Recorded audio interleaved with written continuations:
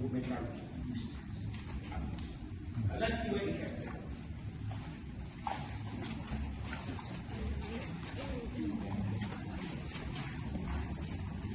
If you look like my mom,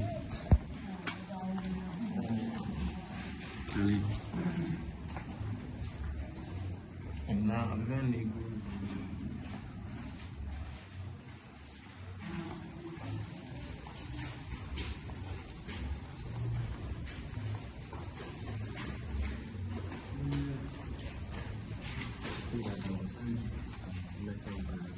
Yeah, I used to.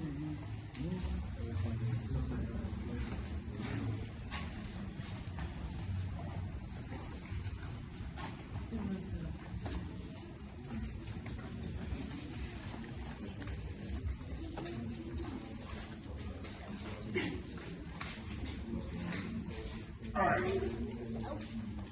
This is a holding cell for women. And with women, they had two. This is the first, and the second is right to this. 200 women were locked up each. And the conditions was like the men. They slept, they related, defecated, everything here. I always choose to say it was a terrible experience for women and men. Menstruation, thank you. So aside being sexually abused, women menstruate, man. And if a lady was locked up in here for 4 months, she would repeat her cycle no less than 4 times. Today, in the era of sanctuary, if a lady feels heavy, just a day does not get a chance for a shower. You can imagine that discomfort. Read this to someone here, 4 months in the pool.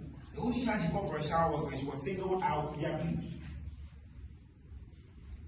The crumbs that accompany menstruation sometimes, infections will be catching me amongst other discomforts. I think it was terrible for them. Another reason why I mentioned they had to clean them. They could not stand the stench emanating from them. And because they were abused, some were found pregnant.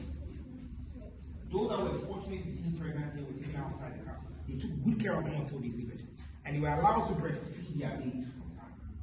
Then you still come back. At a point, babies were separated from mothers. Mothers were returned to the dungeons. Here they are with selection. So how would you see that this is the father of the They want you to know the father. Like, seriously. Babies were kept, taking good care of them, were educated.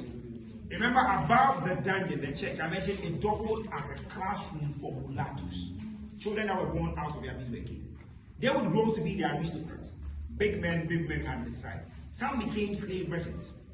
Some sold Africans because of what they saw growing up.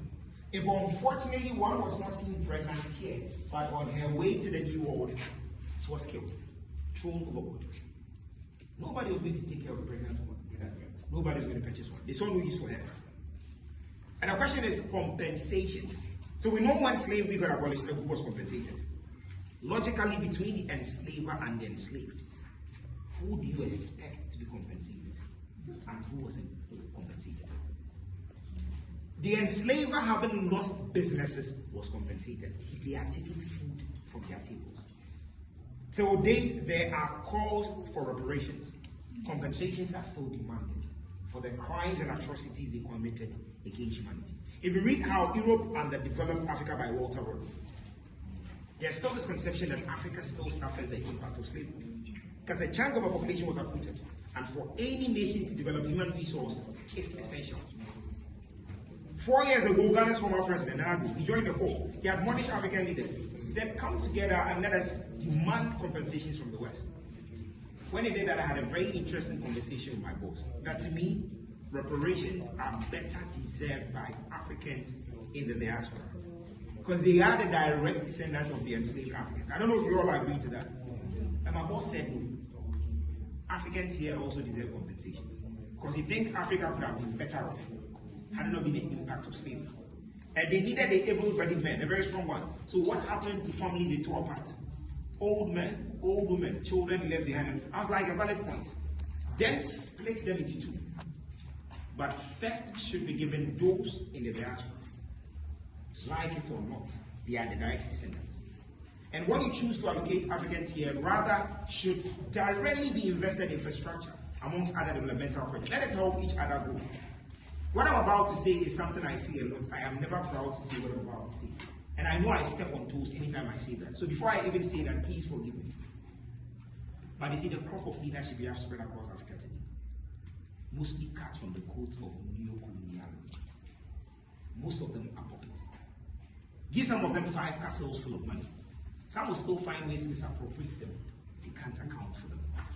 In Africa, certain leaders, you give them certain money, you're enriching a few group of greedy men in their families. We are in 2025. 26, sorry. I'm going back. Children still sit under trees for school. Pregnant women give birth on floors. None is willing to take any compensation on behalf. Invested already, you deserve better at that point. If you love and enjoy reggae music like myself, you can try Cape Coast to Jah. Cape Coast to Jah is a song by Joseph Hill, Culture. He speaks volumes about slavery in this castle and around the treatment for the women. Try Cape Coast to Jah. And let's see the infamous Door of No Return.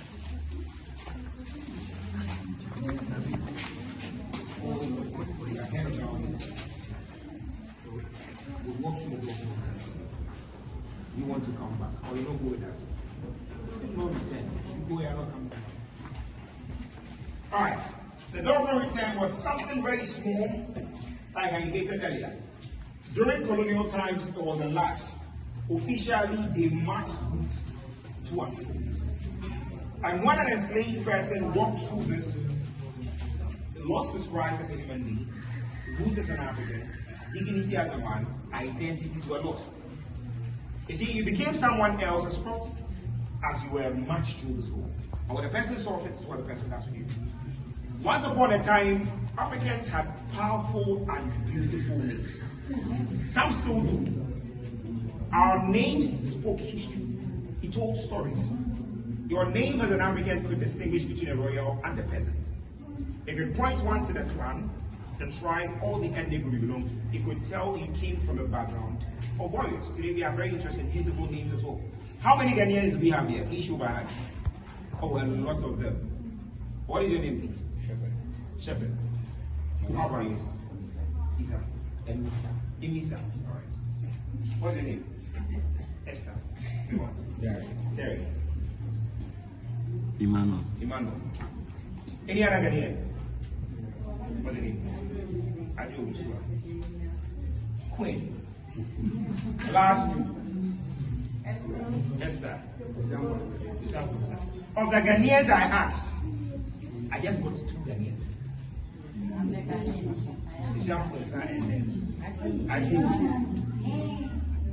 The rest, are you from Britain?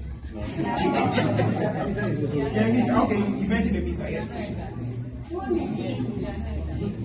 Yeah. Yes. That's why I said the rest. Those are asked. You see, back in the day, you mentioned your name as an African, right? Somebody could tell you who your great grandfather was, and something very good or powerful you did for the site. That's how powerful I am. And today you meet a full-grown Francie like myself. He'll tell you his name is Francis Simpson Dawson. That's the kind of beautiful name you have. So not Ghanaian, so not African. You see, before that all started, I introduced myself to you as Nana Kowakia. And if you're very familiar with the naming system of Ghanaians, you can easily tell, if not for anything, that I'm a Fanti. I'm an Akan. Among the Akans, Nana is the title. I was named Nana. I was called named after my grandmother. She is Nana Apiawa.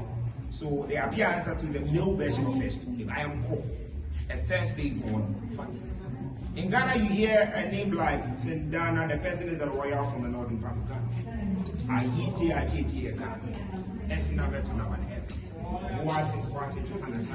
You were losing those beautiful names when you walked through this. You called you what they chose, you answered to their name, you lost your tongue. It's also in English, you had to learn to speak English. To a French, you would learn to use it.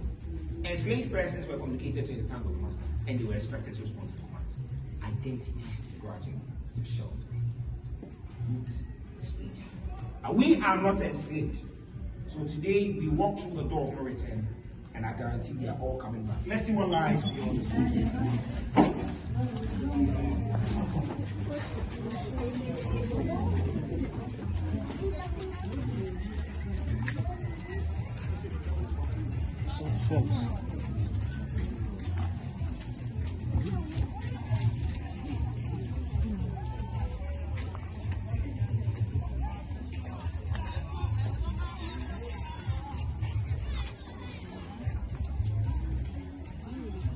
survive.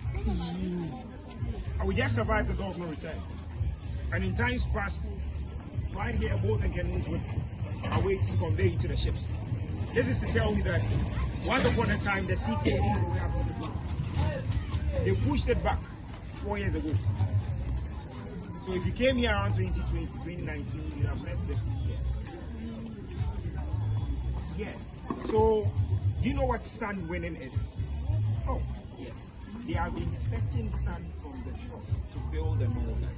And because of that, the sea gradually broke down. Where it's supposed to be, it was gradually moving into the township, destroying buildings. So they built the stones you see there, the wall. It's called the sea defense. That is what is holding the sea back. So if you came here earlier, you'd have missed the sea here. How old are you now? Time you started, they are lifting you.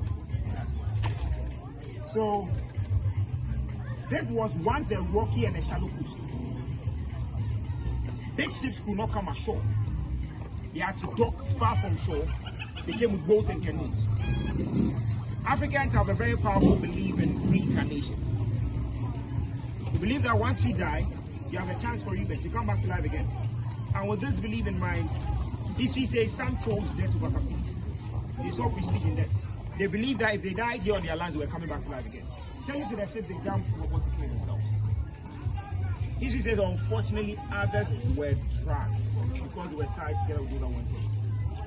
And those that would make it to the ships were packed with shells, head, tail. The voyage to the world of home started from here. Turn briefly, you see something very interesting on top of the boat.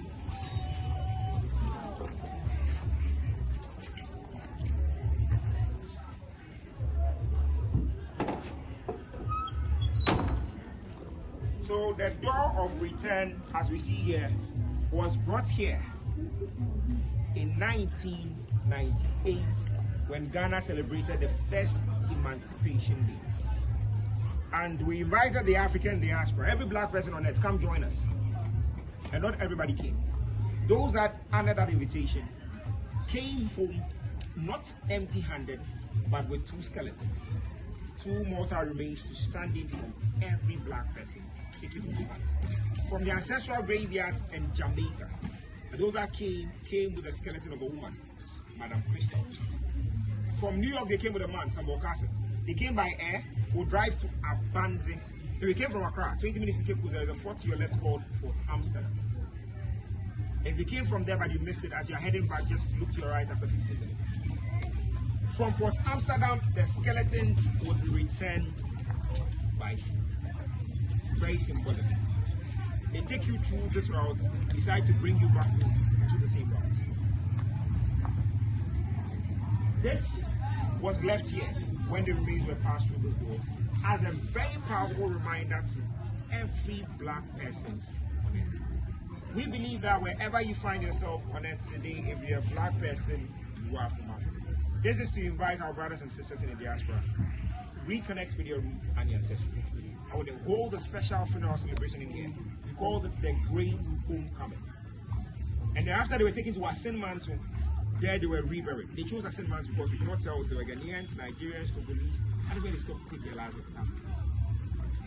In 2019, when Ghana celebrated the year of return, those that came will look at the skeletons. There was a ritual for them also. They'll also be reburied there. Today, go to Asin Mantle. It's 45 minutes to an hour drive from here. You will see the graves of Madam Crystal. You see some more Carson, as well as the others they brought back in the year of return. We'll end the tour soon. We'll move back to end the tour in front of the Aqua. I'll explain why we saw the message there, Aqua, and we'll end the tour. Before that, I do a ritual for every group of mine. I allow a minute or two of pictures in front of the boat. And those that would want to take some, since some came in groups, you can stand. I would help you do that quickly. And then we'll move back in to conclude the tour. So those that want pictures, we'll do that quickly. So, where you stand is not an entrance. Neither is it an exit. The ones I allow you to see, don't go too deep, lest you fall. You just stand here. Then you come by. It's over 13 feet. I'll finish talking. I'll help the kids to see where I stand there with me. I want anyone to see. You see, in the fifth chamber, I mentioned that there is a tunnel that links the dungeon to the door of no return. Yeah. And this is a view of the tunnel. When the ships came, soldiers were not leading the African to the back. I always say, even in chains and in shackles, the African was feared. If not, why don't you join them then? But remember, the chains and shackles could easily be used as weapons to struggle. They would not risk it. If you decided to pass close to 1,000 men through this courtyard, it would be a deadly mistake. If you did and you decided to escape, you could not continue. During shipment, soldiers were strategically stationed at advantage positions. So one at the fifth chamber, it made it very bright, the second year, the third.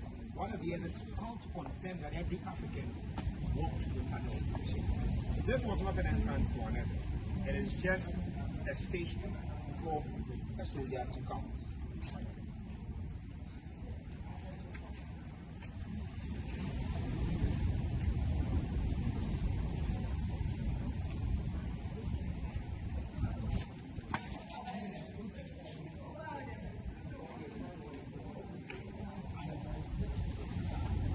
So let's go.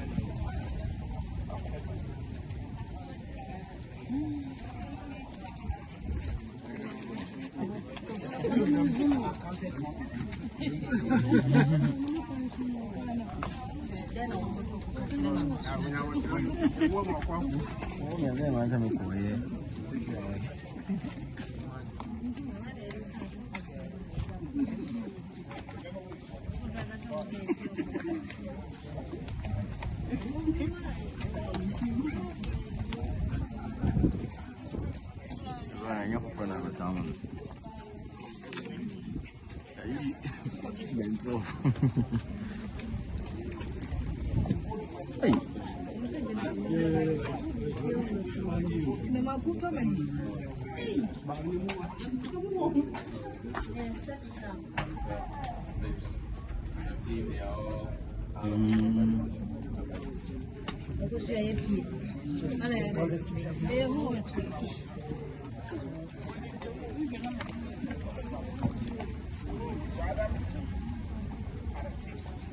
John Monkwe. Alright, let's move to see the exit. Same thing.